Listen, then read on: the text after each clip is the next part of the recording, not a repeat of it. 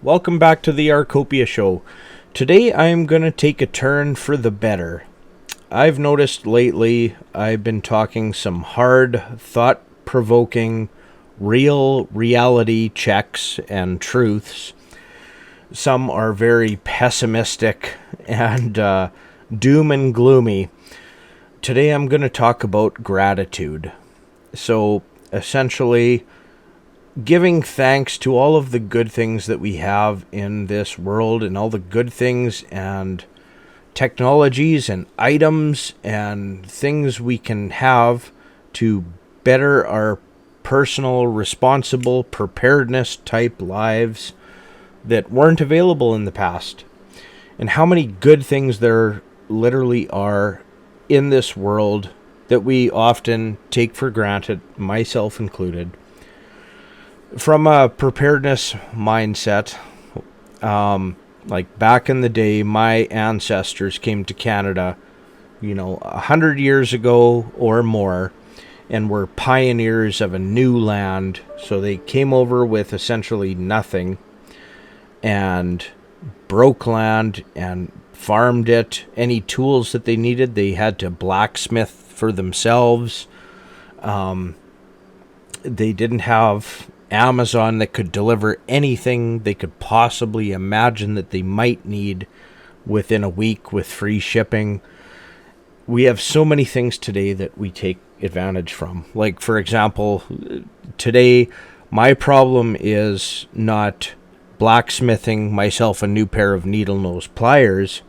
My problem is trying to track down the 30 pairs of needle nose pliers I have somewhere on the homestead, but I can't seem to find one of them because I have so many of them that I can't even keep track of them, right?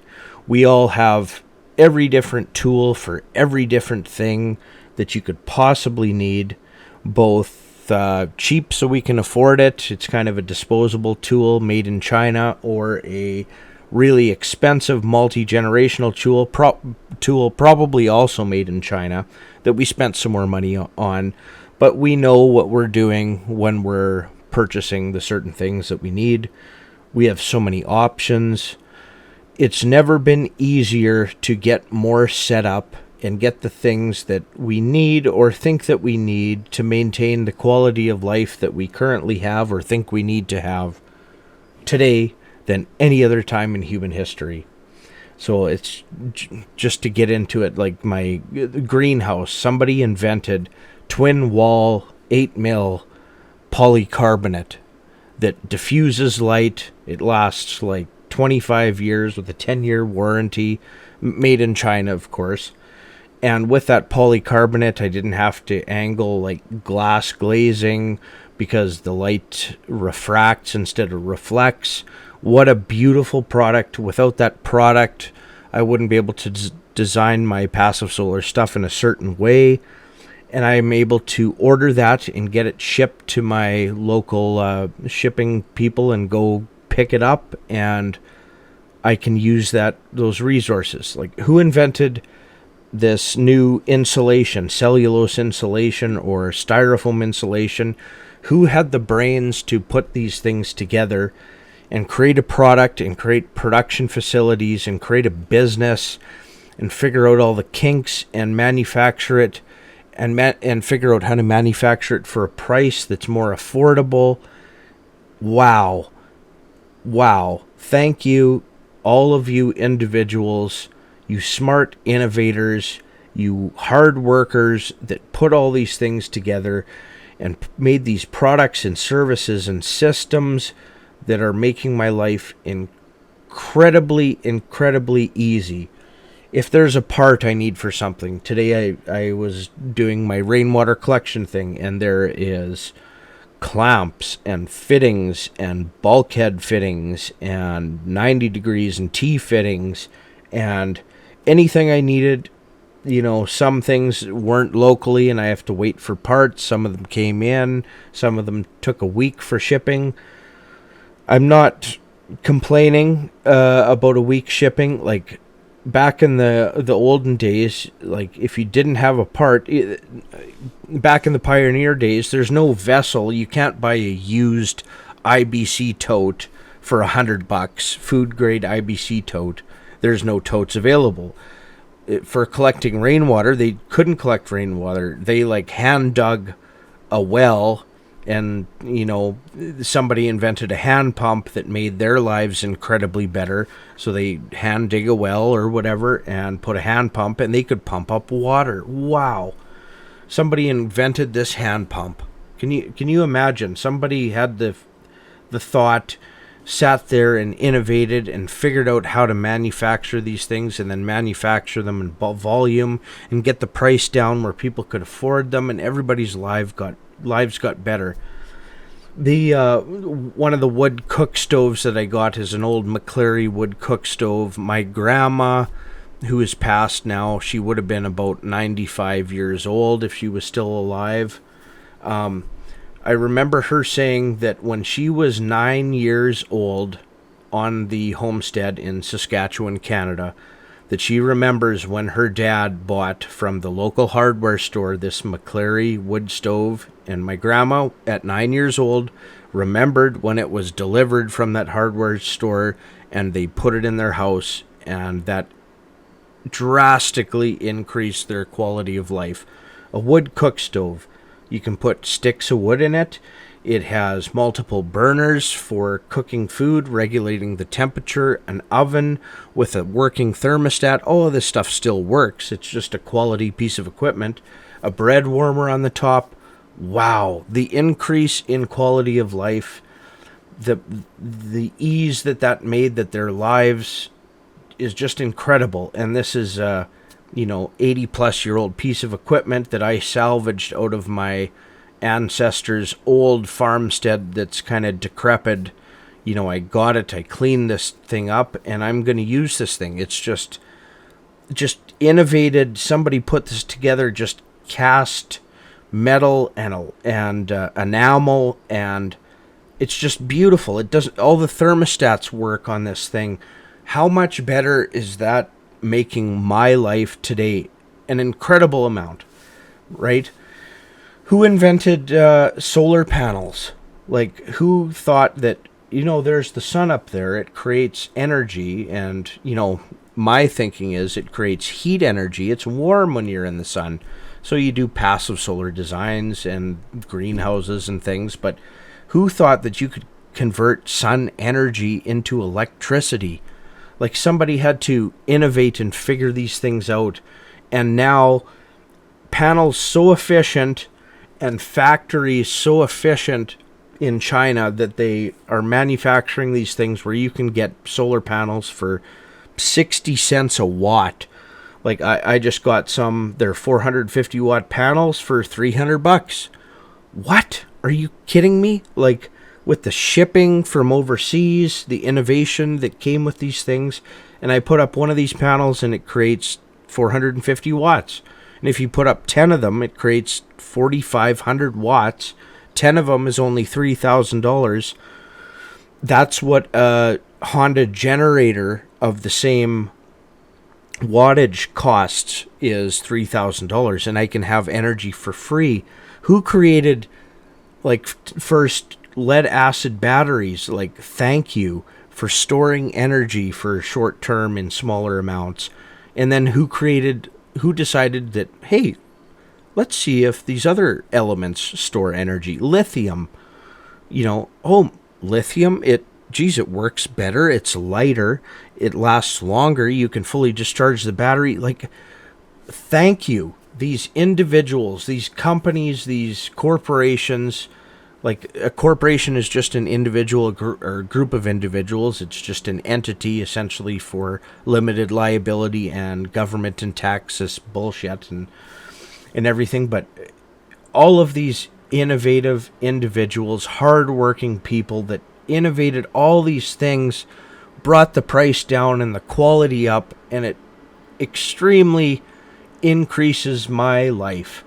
Now, not just from a preparedness and homesteading and self-reliance thing, but everyone's lives. So the non-preppers, the people in the system that, they can sit at home and watch Netflix. They're not out slaving away in a field. We created, like, new style agriculture and massive equipment, and even pesticides and herbicides. Those are used in mass agriculture to produce more food with less risk, to bring the price way down so people can be overweight and not watch Netflix and not slave away in the field, and we can provide them an extreme abundance worth of food at a low cost.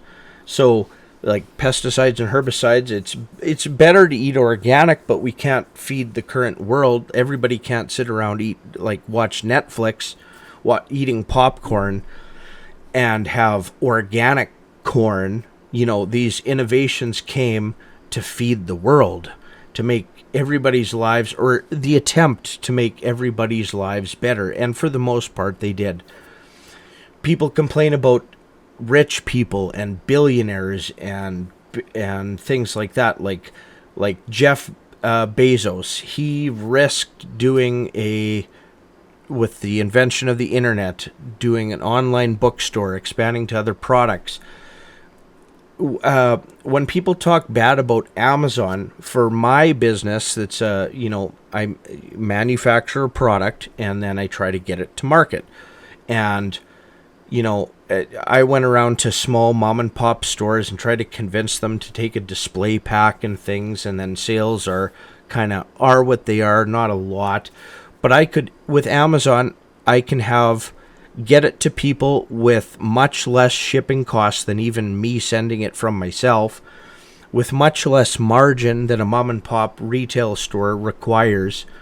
And they opened up the market for my product, helping me, an entrepreneur, in a massive way. Amazon is the biggest help to small business, certain types of small business, like manufacturing, not so much service. And it's beneficial for the customers. So Jeff Bezos, who put this together, he is one of the richest people on the planet because he provided so much incredible value both to businesses, entrepreneurs, and the consumer. No kidding. That guy should be richer than he is, the amount of value that he created in one system type of thing. Now, if you disagree with me, he's putting small retailers and mom and pop things and brick and mortar out of business, it's he's providing a better service, faster shipping. You can stay at home in between your Netflix episodes. You can order whatever you could possibly need. For me, it's not so much consumer items as it is parts and fittings and things where I can produce more, and greenhouse things, and I can sit at home, think about what I need, shop around on Amazon, price check, and order it, and within a week or even faster, it's at my door. Wow, what an incredible world. It's never been easier to do anything. Now, from a preparedness perspective, who invented I could just go on and on with this, giving gratitude and thanking individuals in this world, human individuals that made my life so much better. Just private individuals innovating. I could just go on and on, but from a preparedness mindset, wood stoves that you get now, like the wood cook stove I talked about a few minutes ago, but now they have high efficient airtight gasification stoves that are extremely efficient. They don't waste a lot of heat out the chimney. They burn all the gases. They're super clean. More heat into your insulated building than out the chimney. They use less wood. Somebody innovated this. Somebody did it, and I can get it for a relatively low price. Take advantage of all of these incredible innovations now.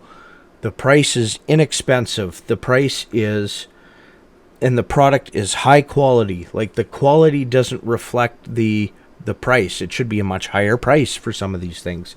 What about who created freeze drying? Who figured out lysification, or the process of turning a solid into a gas, bypassing the liquid state. You have to create this thing, and it's a vacuum chamber, and it has cooling and warming. And who created this where it doesn't destroy any nutrients in the food? Who created this machine? Wow, guys, like, this is amazing. Who created mason jars way back when? Like, glass jars, all exactly uniform size. Lids are interchangeable. Now they have the snap lids. Who created those? Like a disposable snap lid. You just have to purchase them and use them once. And, like, wow. A pressure canner. You can get a stainless steel vessel that you can, with a pressure release thing on the top for, I don't know, less than $100. You can put this stainless steel pressure canner, or just another water bath canner, this vessel that's super cheap. You can put it on a wood cook stove, like an antique wood cook stove, throw some firewood on, regulate the temperature, mason jars in there with snap lids, and you can take your garden produce and you can preserve it for like 1 to 6 years or something for canning, or freeze drying is 25 years. Who invented Mylar and oxygen absorbing packets? It's never been easier to be more personally responsible, aka a prepper. Back in the pioneer days, they didn't have all these things. They had to chop down trees to make a log cabin. They had to, like, get some steel and make just a box to burn wood in, or out of rocks, just a super inefficient fireplace thing.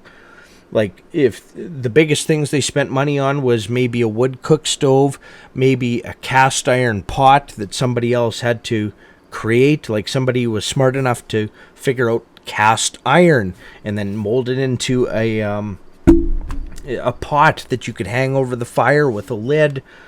Wow. Like it was tough back in the pioneer days. You couldn't order fittings off of Amazon. You couldn't go like salvage material, get a used rainwater tank, go down to the local plumbing store and get like cheap bulkhead fittings that allowed you to convert it. You couldn't go get a garden hose.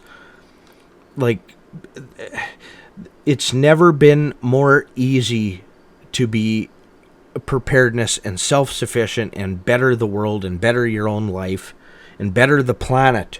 Like, for planting trees, we've planted 7,000 trees out here. First, I can buy really cheap seedlings that somebody else, a greenhouse business, put all these things together and did cuttings and rooted them and put them in seedlings. I can get those for super cheap.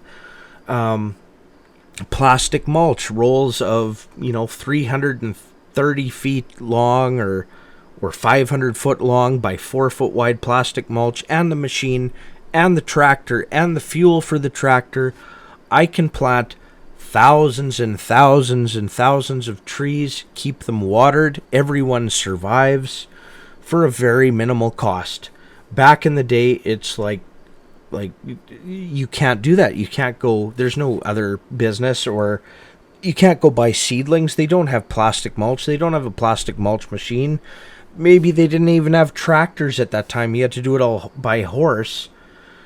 We have chainsaws to cut down trees instead of hand saws. We have firewood processing wood splitters that are high tech versus 100 years ago. They're old timer wood splitter.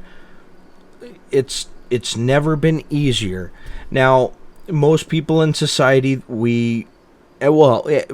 all people, myself included, we take all of this for granted. So most people in society, they don't think to bother with, wow, somebody invented this gasification wood stove, or this wood cook stove, or this firewood processing thing to drastically decrease the amount of time it takes to process firewood, or all these self-reliance type things. They take advantage of like $5 for a pound of chicken wings, and coffee for $2.50 at a drive-through. Don't even have to leave your vehicle. You can get donuts. They take advantage of that. They take advantage of, They don't need a truck even. They can get things delivered. They can get food delivered to their house. They can get Amazon items or clothing or designer clothing. They can watch whatever their heart desires, which is for the most people usually sports ball or something silly or Real Housewives. They don't have to, they don't even feel the need to have to learn anything. Like, just the innovations that we have just in the last 10, 20 years. 10 years ago, we didn't have iPhones, like literal supercomputers in the palm of our hand. It's during my day with this supercomputer, I utilize that supercomputer. I am up to date on news, markets, prices, current events, and all that thing never shuts off. I have my super innovative earbud, or at least one of them in, where when I'm doing something, I'm listening to a podcast that is going to benefit my life. The information we have, thank you to everyone, all of the intellects, all of the people that decided to put some of their knowledge out there and help humanity forward. Like for the greenhouse and passive solar type stuff that I'm obsessed about, and I think I do a really good job, like almost what I think is perfection. Well, I am standing on the shoulder of giants. I have read books before. I have watched YouTube videos. I have read Mother Earth ancient news, like news flyer articles and things. I can't even, there's so much information that I take in that I can't even reference the people, certain people, or exactly where I got the information from, because how my mind works, I'll consume information and there's some trigger points or really, really important information that I will take in and retain, because that's the important part. And the rest of the fluff I will get rid of, including even who you give reference to where you initially got an idea for something. But if I consume 50 different ideas or something, and I take those 50 ideas that these innovators created, and then I put 50 ideas together into my own, which I think perfected all 50. It took all 50 and perfected it into my own, and then do it and prove the concept, and then somebody else watches me and a few other people that also did what I'm doing, and they made it even better. Like, my greenhouse is probably one of the best in the world for cold climates. I'm confident of that.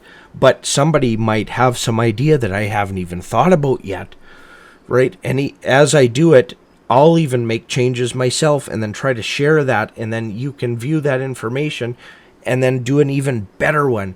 Like, it's never been easier to be more prepared.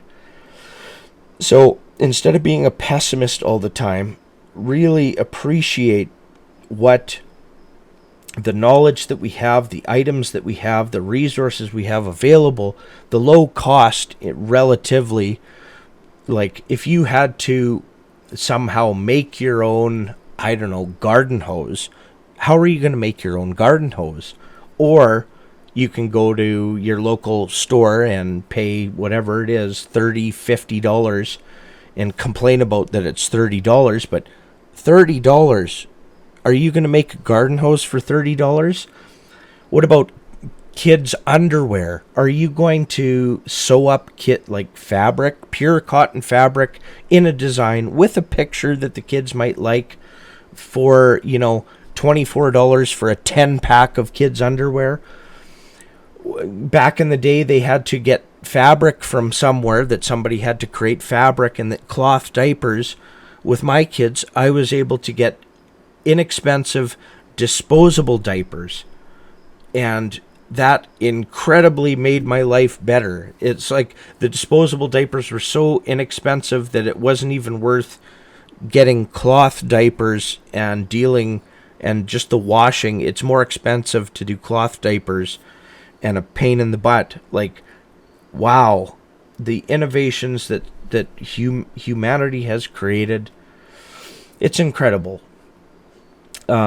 that some of the made in China stuff I used to complain about. Made in China, it's gonna break down and things. Well, it turns out that China, the same factory can make the lowest quality but inexpensive product, or the highest quality, highest that'll last forever and ever, but it's a super high price. But it's not China, it's kind of the North American markets decide what the customer base wants, and they want lower quality kind of disposable things. But what I learned is, if there's I have a tool for everything, for all different kinds of trades. I have a computer to do, and high quality microphones I'm talking into right now, and high quality cameras, and a super high quality computer screen, and all these computer programs, and I can put out a good quality video or a podcast. And I have a tool for painting, plumbing, electrical, natural gas, everything carpentry. I have a tool I can build any building from start to finish. Concrete tools, concrete forms, building material stored. Wow. Some of the things are a disposable type of tool, and I know that they are, because we all only have so many resources. But you can go to a hardware store and you can buy, if you only have so many resources and you need a generator, you can go buy a Champion generator, gas generator, for $600 or $700. Now, you should know that generator is going to be loud, inefficient. You can't get anybody to fix it. It's kind of a disposable item. Like in China, they made this generator that's $700. That's like nothing. For a 7,000 watt generator. Wow. The fact that they put this together to have a generator that actually works for you for as long as it does, but then after it's done, it's kind of a disposable thing. But I learned, things with engines, it's maybe better for me to invest in, instead of Champion generator, you get a Honda, or a Honda made in Japan one. Now it's 8 times the price for the same wattage, but that thing lasts forever. It's quiet, efficient, doesn't spike in electricity. That's a generator I could pass down to my kids, my grandkids, if I look after it, right? You can buy an axe that's a throwaway axe and it's going to break, or you can buy an axe that's 8 times more expensive and is going to last generations if you look after it. We have all of these options even. It's an incredible, incredible world, a fantastic time to be alive. And what I'm trying to get at with giving gratitude to all of the private sector, smart people, hard-working people, innovators, business builders, factory builders, system builders, is thank you for making every aspect of my life easier and better, and to allow me to get more prepared. So take advantage of these innovations that we have. Take advantage of, you might think it's a high price, but I want you to think of a garden hose. Is a $50 garden hose, is that a high price? What can you make a garden hose for? And it's just, I could talk about that with anything, any tool, preparedness, or regular life. It's incredible, and take advantage of it while it's available. Think about things that you need if this system stops being able to produce you everything. It's a beautiful, beautiful system, but it's super, super fragile, and I think that there's problems coming in the future. So while these things are available, take advantage of the things that are available. Who created pasture fencing? 330-foot rolls of 48-inch page wire for $150, and we're bitching about the price. Who created these things that make our lives so much better? We can raise livestock easier, cheaper. We can put up fences better, cheaper. Like, who created agriculture tin or tin roofing and tin siding? Like, somebody had to like mine the steel and refine it and mold it into sheets and then mold it into the profile of metal. And who created all of these galvanized screws with rubber washers that are super, super cheap? Like, think about who created... I just picked all the apples off of some of my apple trees that are old enough to be producing apples. And I have buckets and buckets of apples. And I'm thinking, well, I had to plant the apple tree, look after it, grow it into an apple, pick the apples, put it in buckets. Then I have a short time frame where I have to process these apples, whether it's apple sauce or apple juice and things. And if I do it into apple juice, I don't have like big equipment to make lots and lots of apple juice. And if I make apple juice, I have to can it or preserve it or, box it up properly. And it takes equipment and my time to do that and things. Or I can go to the grocery store and I can buy a 1 liter cardboard-ish type thing of apple juice that's pure apple juice. The ingredients are apple juice and absorbic acid they put in for some of that fake vitamin C, but good ingredients, pure apple juice, and a 1 liter cardboard thing is $1. I'm like, why am I wasting my time trying to make my own apple juice for self-sufficiency? It doesn't make any sense. There's a joke about tomatoes. It's like gardening tomatoes, dedicating 6 months of your life to save $2.23. Right? You can go to... People created these large farms, large systems.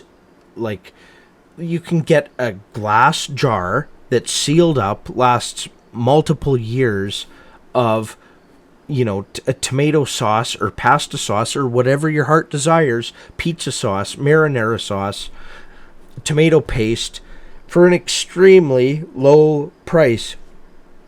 Think about this bag of rice at your local grocery store or wholesaler, like a whatever it is, 20 or 40 pound bag of rice for whatever it is, $20 or $40. Can you produce anywhere close to that amount of rice for that amount of dollars?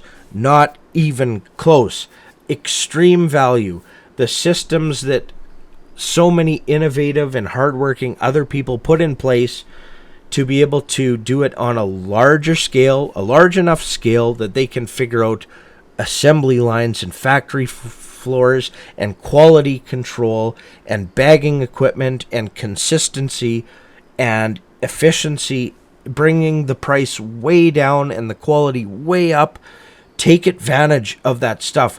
If that supply chain breaks down, if anything in the system breaks, and you can't get that bag of rice for $40, you're going to be kicking yourself. Like, take advantage of these beautiful innovations that we have today. Go stock up. Rice will last 100 years. Put it in some Mylar, some oxygen absorbers, leave it outside for a few days in the wintertime. Make sure all the bug larvae kind of killed, because all food has a certain amount of, bug eggs and larvae and things. So you destroy that, put it in Mylar, put it in a rodent-proof bucket, and it'll be good 100 years from now, as a just in case, for $40. Wow. Like, if something goes bad in the world and you didn't take advantage of that, you are going to be kicking yourself. I would be kicking myself if I didn't take advantage of that. Like, imagine planting oats or wheat. Just imagine what it would take. You don't have all the super high end massive farm equipment where if you buy that equipment, you have to farm a certain amount of land to make it financially worth it. But some people do take advantage of it. That drives the price way down, and they can provide you wheat and oats and other grains and things for extremely, extremely cheap.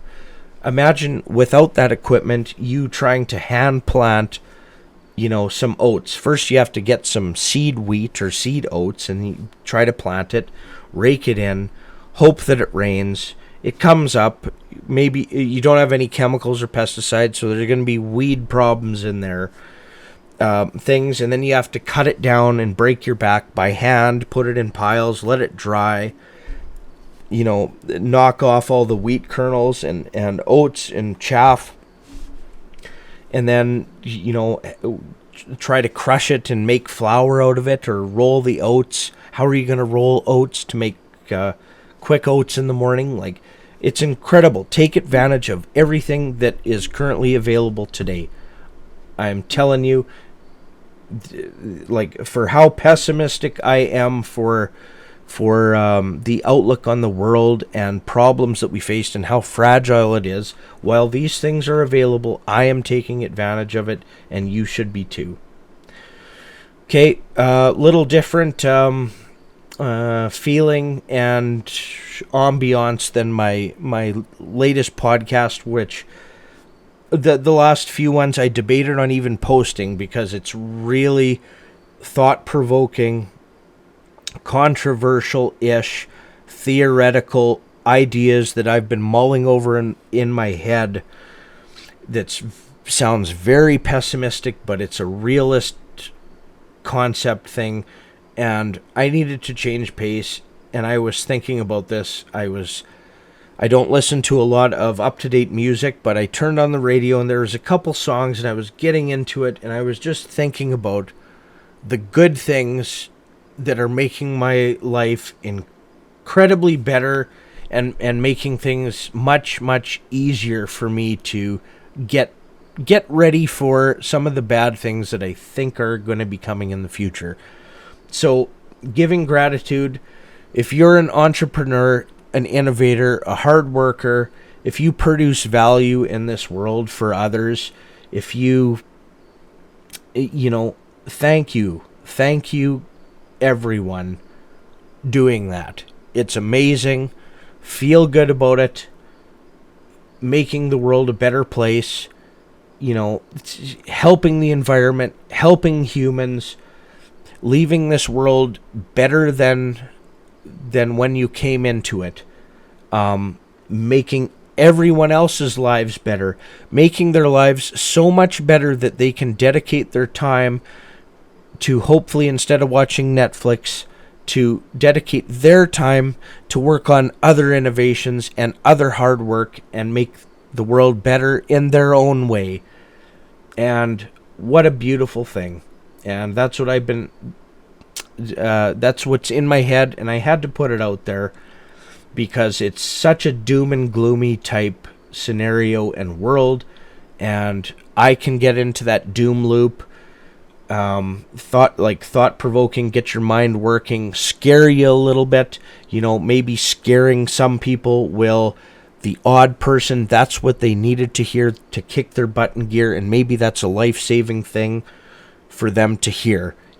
Maybe that's what they needed to hear at that moment, that doomy, gloomy, realist, thought-provoking. Maybe it triggered something in their brain where they got up off their butt and decided to do something, and maybe that thing that they did had a positive consequence for their life and the people around them to literally save lives. But at the same time, give thanks to the things that we have today. You all take care, and we will talk to you next time.